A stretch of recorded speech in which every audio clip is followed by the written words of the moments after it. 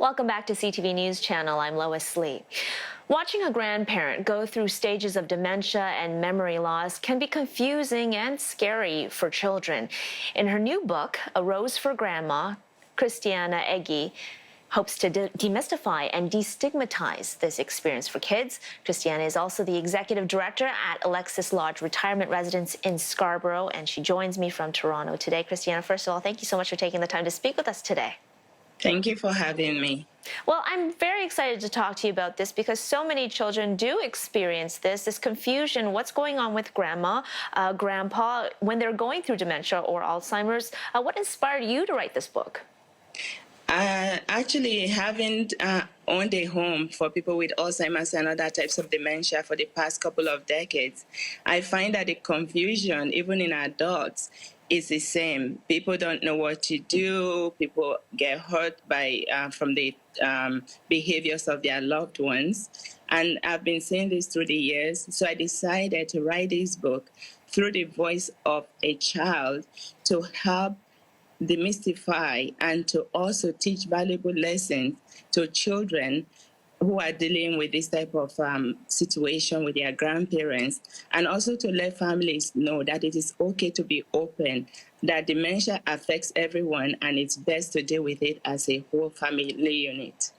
Right, and we know that in minority communities, minority ethnic communities, oftentimes when we're talking about mental health issues, there are conversations that don't come up. So tell me a little bit more about why representation in stories like these are important for, in particular, the Black community.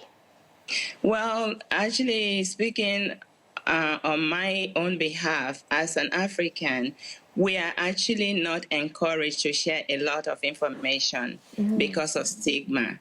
And so it is very important to help my community to realize that it is okay to be open.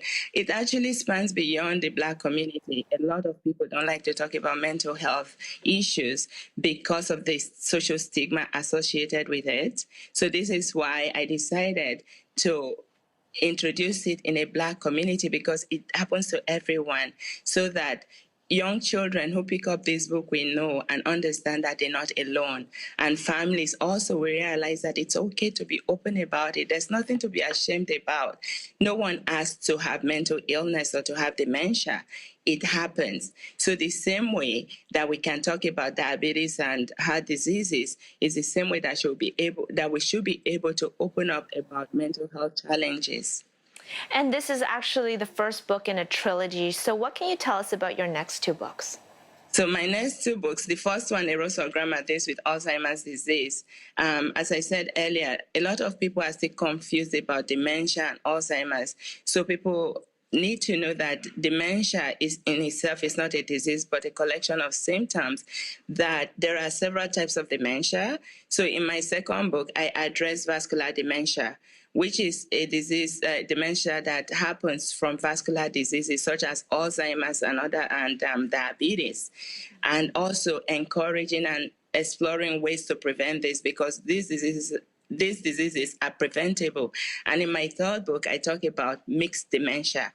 This is when someone has both vascular and Alzheimer's. So you've got a mix of both diseases. So I just want to highlight the different types of dementia, and also to encourage people how to enable people, how to give people that have these diseases that increased abilities to do what they can still do, and support them where they cannot, function.